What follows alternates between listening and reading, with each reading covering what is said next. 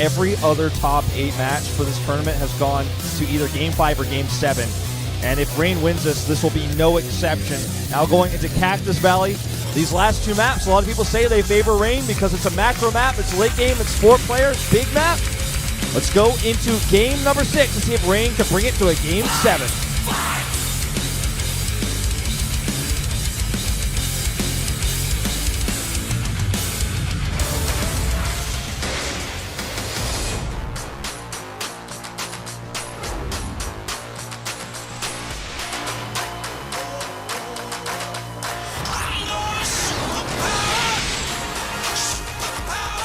게이머라면 당연한 목표, 트로피 키스.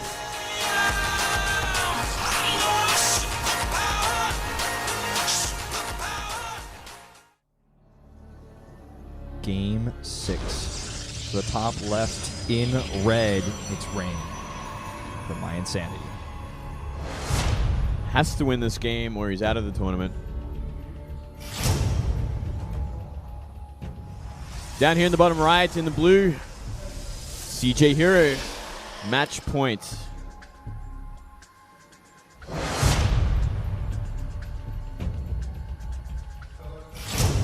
Looking so focused. People praying for him right now. So, going into this one, bigger map. Cross spawns even. Yep. Rain could be happy these are the remaining maps based on his style. Well, I mean, it seems like herO is really coming out ahead when it comes to the late game. To be honest, in those last 2 times it really went late. We did see Rain take a bad fight in that last game, just not have the same kind of composition that herO did and could not really take a head-on fight. So I'm kind of favoring herO in this kind of map, surprisingly, just the way things have turned out. Yeah, I mean, I would say based on this series alone, I would absolutely agree. Let's see if Rain can kind of try to forget some of those poor engagements he's taken in this series and just try to take these last 2 games almost as if they're a clean slate that he's going into.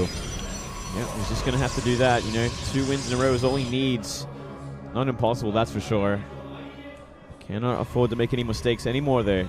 Now, both of these last 2 maps have a ton of DT potential. herO, also known for his Dark Templar players, our cosplay girl again. Looking great, as usual. Yeah. Are they both cosplayers? I would assume so, considering that they have very similar style, but I could be wrong. Yeah, I'm not sure. I can't remember. I only know one of them, so. I've seen her play Kerrigan before, I think. I've seen Kerrigan, I've also seen Nova. Okay. She's done both. That's cool. But, you know, herO known for Dark Templar play more than Rain. We even had one of our fan drawings up on screen earlier talking about herO being like one of the masters of DTs in this matchup. But these 2 actually, for those of you who don't remember, played against each other in the final game of the Grand Playoffs last year in Pro League to decide whether or not CJ or SKT would be fighting KT in the Grand Finals. And obviously, Rain won, barely. And so we had an SKT versus KT Finals. Yeah, bit of history there. Yeah. I doubt he hasn't forgot about that one. Very important match. Here we're taking a much more greedy approach to the start of this game, scouting with his Stalker and Mothership Core instead of a Probe. Adding that second gateway as well behind that Twilight. Even a third. Yeah, so similar opening to last game, where on the other hand, Rain going for that greed, adding a very early Nexus. This is what Rain is known for, and no nerves are going to stop him from playing greedy on this big map. Yeah, well, let's see if herO can do some damage with his Blink Stalker opening. You know, he's going to have a lot more ability to poke, try and do the damage. We do see that Robo on the way for Rain as well, so he's going to try and crank out those Immortals before the pressure comes. Seen this dance a lot of times before, where someone opens Blink Stalker against this late Immortal opening with the earlier Nexus. It's just simply put an insanely greedy opening. It's my favorite PvP opening. You know, on the ladder, if you can scout what your opponent's doing and you hold, you almost win 100% of the time because you get so far ahead of it. This map is somewhat of an exception, of course, at cross spawns, because even if you get ahead in PvP on this big of a map, obviously your opponent has a lot of time to be greedy counter-wise and catch up. That's right.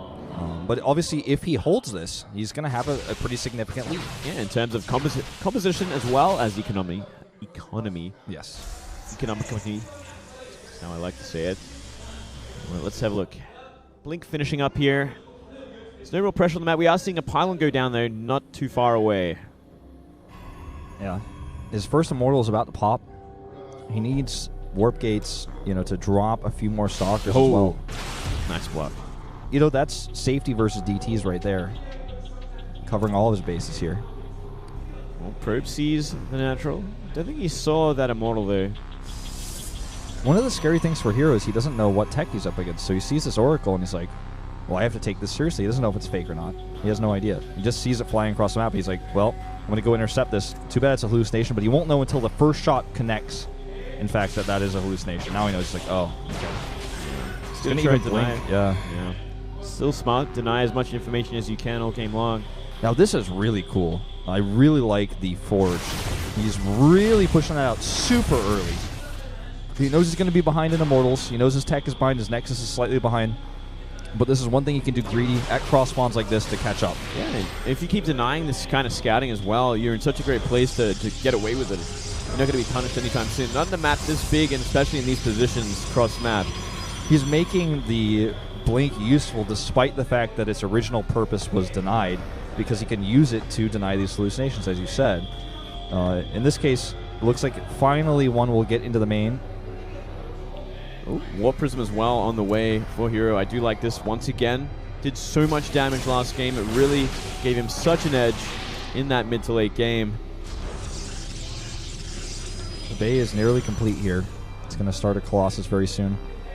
Now, the big next question is, when does Rain add a third base? He's probably going to be the one to do so first. How greedy is he with that? Yeah, it's kind of a risk, but shouldn't be too far away at this point. I think both sides they've scattered each other enough. They're like, okay, this is going to 3 bases. There's no real pressure on the map. No one's going for some sort of 2-base all-in or anything like that. This Warp Prism is going to give herO all the breathing room he needs to take that 3rd base. And on the other side, these hallucination scouts are kind of scouting out the army and the production infrastructure. Rain knows that he's pretty safe at this point. 4 more gates being added puts him at 6 gates in total. With 6 gates, probably going to be a 3rd base. If he adds any more, it could be a Colossus range timing attack. Still could be potentially, but not as all-in, right? It could just be like a really big pressure. Yeah, we should see similar...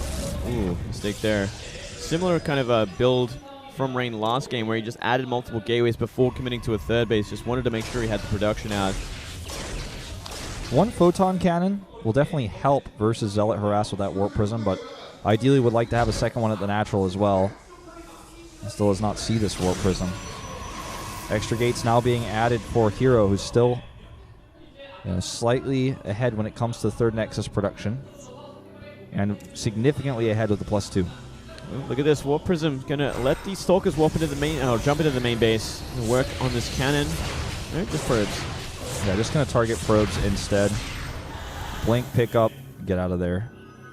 It's a tough map to use Blink Stalkers effectively on, but with this Warp Prism, it definitely becomes a lot easier. Yeah, the later this game goes, the more redundant they get for sure. I think Blink Stalkers get the most redundant in PvP out of all the matchups. Would have to agree. Just the longer the game goes, they just don't add much because they can't tank for Colossi. They could pick Colossi off, but in the late game, if you blink into that, you're losing them all. Sacrificing, yeah. Yeah. Charge lot's much better.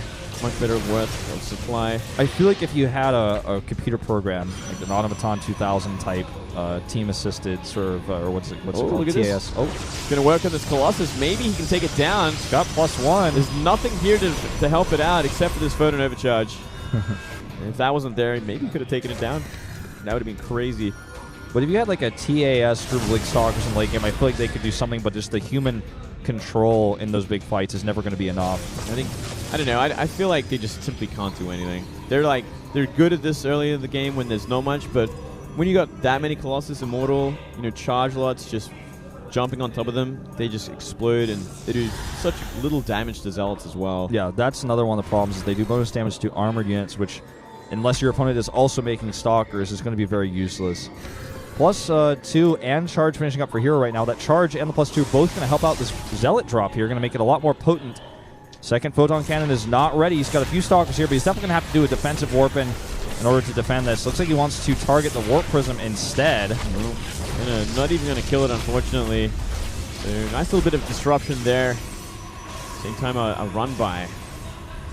Yeah, notice how difficult it is for Rain to find damage here. Zealots don't have charge. He doesn't have a Warp Prism, so these Zealot run-bys definitely not as effective. And the Dark Shrine comes down now for herO, as well as the +3. The first time we see +3 research this early in this series. Yeah, very quickly, just taking full advantage of the map, pretty much. You know, it's so much space on this map. He knows where Rain is. He can just take this chance, you know, just invest heavily in the upgrades and the late game sort of advantages that are going to pull him ahead. He's still catching up in a Colossus count right now, and in Archon count, so it's kind of switched sides to last game. He's playing catch-up in terms of that composition. Sure. You know, it's funny, we talked about this earlier, but when you're ahead slightly, like Rain's been this entire game, it's hard to capitalize on it on this map at cross spawns. Are you going to walk all the way across the map? That time it takes will allow herO to equalize where you are in Colossi. Here we go. Rain positioning around the map. He's going to be looking for attack or just simply applying pressure and taking the middle of the map. Looks like he's just going to do the latter. And the Dark Shrine plus the Warp Prism could be a disaster should that Photon Cannon in the main base fall. He doesn't have any detection. In fact, can you check how many observers Rain has? Because I'm really curious at this point. He currently has 1. Okay. And that's with his main army. So these Photon Cannons are very important right now. We do see double Robo as well. He's pumping out a lot of Colossus, which is going to give him an edge going up to this late game. 2 Zealots, 2 DTs, 3 Photon Cannons in the main. It looks like that's going to be the target drop location. Only 1 Photon Cannon at natural. He's trying to spot this army, sees it's out of position. Okay, he's going to try to draw units in the main with this drop and then hit the third. A smart plan, but with those 3 Photon Cannons, it doesn't seem to look like it's going to be successful. +3 is nearly finished for this attack for herO as well. Is he really going to commit to it, or is he simply just doing what Rain did and position in the middle of the map and try and distract? And moving up towards the third base, got to be so careful though. Oh man, cannot lose his Mothership core like he tried this last time. Yeah, if the angle is more important than the attack upgrade advantage, and if he fights into a bad location, it's not going to work. Warp Prism going to the main currently. 3 Photon Cannons, though, easily going to be a deny. Uses a Time Warp defensively to escape. Big Warp into Zealots, though. Could he get the Photon Cannons? Oh, he loses it. Oh, my God. Well, DT goes down as well, so this is going to be an easy cleanup. He's going to replace those cannons. Look at the supply difference right now. 40 supply lead for Rain after all that, but a bit of a bank for herO. He's got to start investing. He's got to be so careful, because if Rain moved across the map right now, he would die. He would die. Even without the +3. The Colossus numbers, the positioning, those 2 things are more important. Obviously, if everything is perfect, the player with the +3 is going to win. Yeah, well, 4th bases are being invested in. Rain moving across the map once again. herO is catching up in supply, but he's still got a little bit of work to be done. 30 supply down now. Yeah. It's a lot of the money he's spending, a lot of his warp-ins he's spending at that Warp Prism instead of with his army. This is not going to be the location Rain wants to attack, though. Yeah, he's going to try to work at these rocks and find another angle at that 4th base. Taking a 4th base is almost always a mistake in PvP, but we'll see if herO can actually hold on to this. Ooh, a lot of Zealots coming around the left side there. We're seeing more DTs being invested in as well, but they are going to be Archons by the end of all things. This is a great angle for Rain.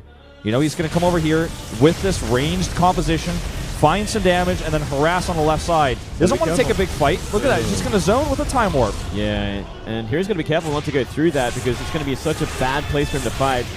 Zealots coming in here in the main base, saves the Warp Prism, but those Zealot Warp-ins he used to defend are not going to be here when a huge group of Zealots comes over now to attack these cannons. He's got a wall in, but the Zealots are starting to get on top of the probes now. DT as well, also going to be working on those Zealots, so it should be a pretty cheap cleanup as long as he doesn't lose too many probes. This is the other big thing, though, to note. 4 DTs on that 4th base of Rain. It's going down. Yep. +3 DT is going to kill that easy peasy. But the worker counts here still remain relatively even. A slight lead for Rain as he goes for another drop in the main base. This time, no units to defend. Supply lead now for herO, mind you.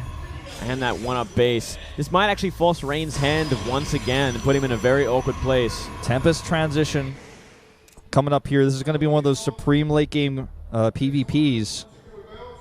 And here comes the Warp Prism, and he does move Zealots into position, and a drop here will fail. Completely. Down goes the Warp Prism.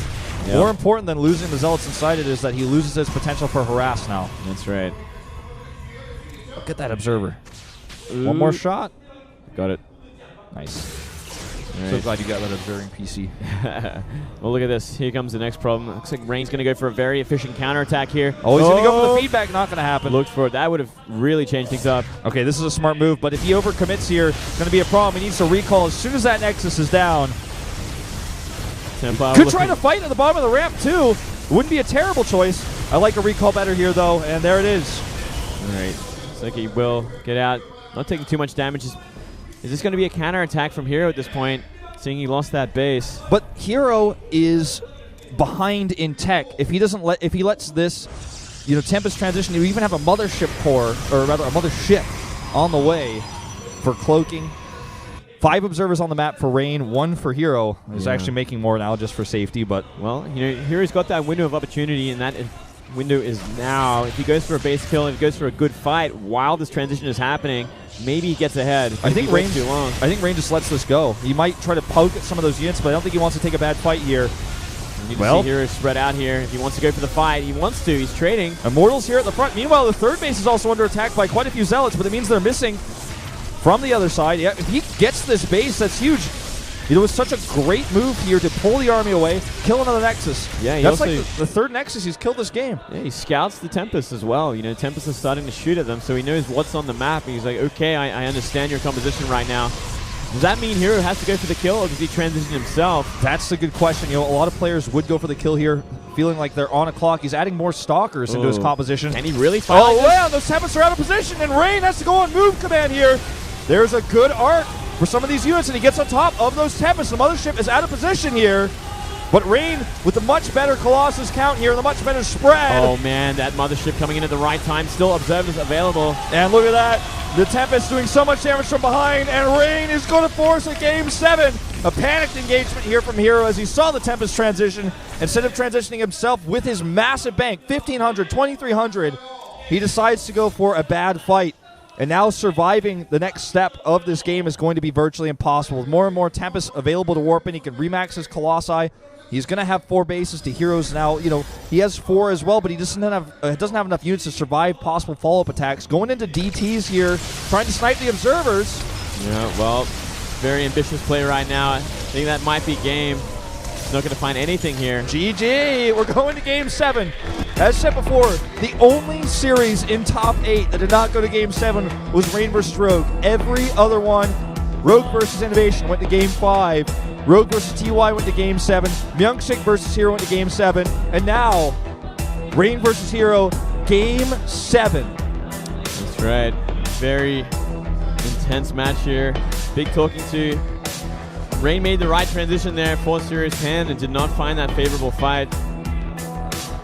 A Grand Finals, the first StarCraft 2 StarLeague Finals in years. Actually, that's not true. There was, it's going to be the first one in years. The Season 2 was supposed to be at an offline venue, but it didn't happen. Yeah. So this is going to be the first StarLeague Finals in years with a live audience, a big crowd at an actual offline event. This is a big deal. This is important for everybody. There's so much on the stake, on the line here. I'm getting too excited. Yeah, calm down. Calm down. Well, it's all going to be ending up on Iron Fortress as game number 7. So, not the map I'm sure they wanted to play on. That's why it is the last map.